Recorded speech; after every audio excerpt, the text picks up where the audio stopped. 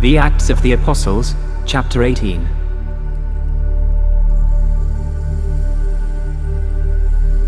After these things Paul departed from Athens and came to Corinth.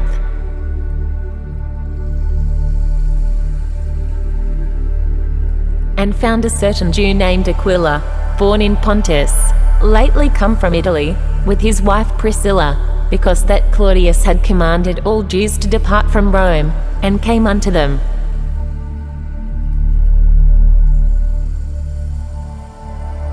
And because he was of the same craft, he abode with them, and wrought, for by their occupation they were tent makers.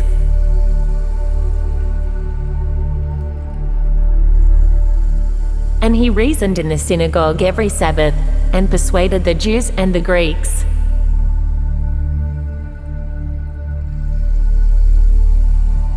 And when Silas and Timotheus were come from Macedonia, Paul was pressed in the Spirit, and testified to the Jews that Jesus was Christ.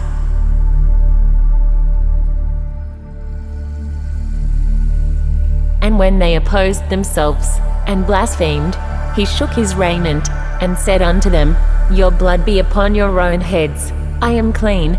From henceforth I will go unto the Gentiles.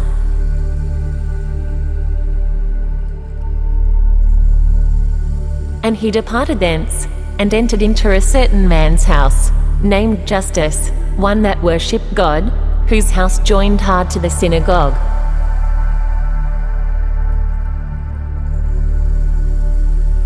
And Crispus, the chief ruler of the synagogue, believed on the Lord with all his house, and many of the Corinthians hearing believed, and were baptized.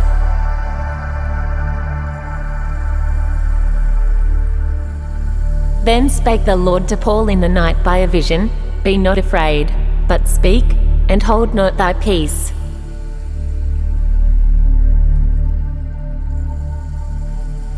For I am with thee, and no man shall set on thee to hurt thee, for I have much people in this city.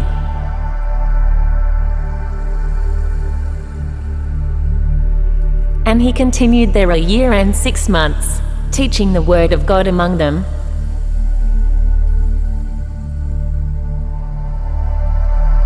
And when Gallio was the deputy of Achaia, the Jews made insurrection with one accord against Paul, and brought him to the judgment seat.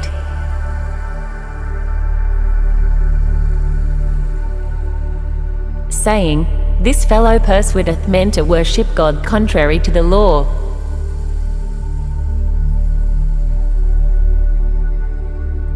And when Paul was now about to open his mouth, Gallio said unto the Jews, If it were a matter of wrong or wicked lewdness, O ye Jews, reason with that I should bear with you.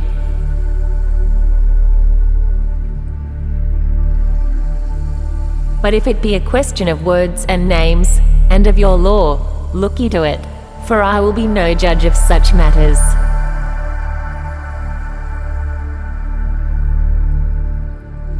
And he drave them from the judgment seat.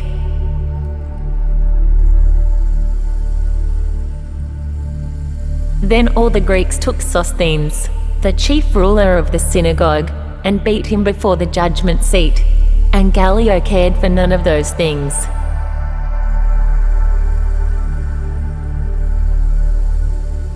And Paul after this tarried there yet a good while, and then took his leave of the brethren, and sailed thence into Syria, and with him Priscilla and Aquila, having shorn his head in Cenchrea, for he had a vow.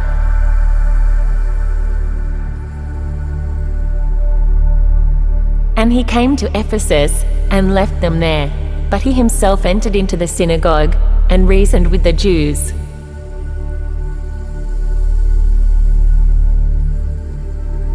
When they desired him to tarry longer time with them, he consented not.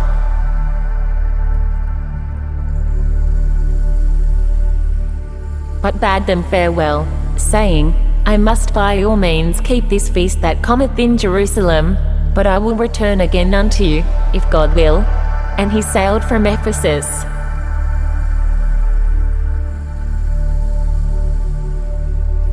And when he had landed at Caesarea, and gone up, and saluted the church, he went down to Antioch.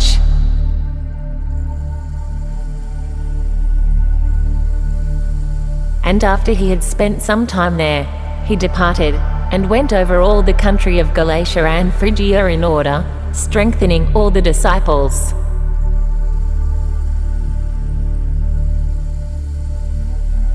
And a certain Jew named Apollos, born at Alexandria, an eloquent man, and mighty in the scriptures, came to Ephesus.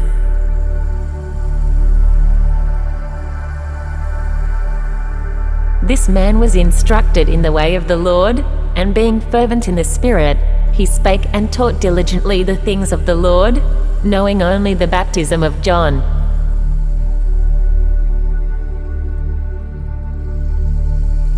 And he began to speak boldly in the synagogue, whom when Aquila and Priscilla had heard, they took him unto them, and expounded unto him the way of God more perfectly.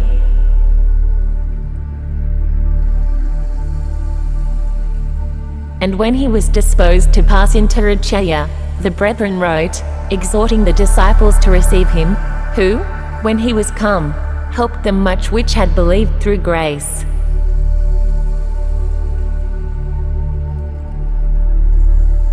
For he mightily convinced the Jews, and that publicly, showing by the scriptures that Jesus was Christ.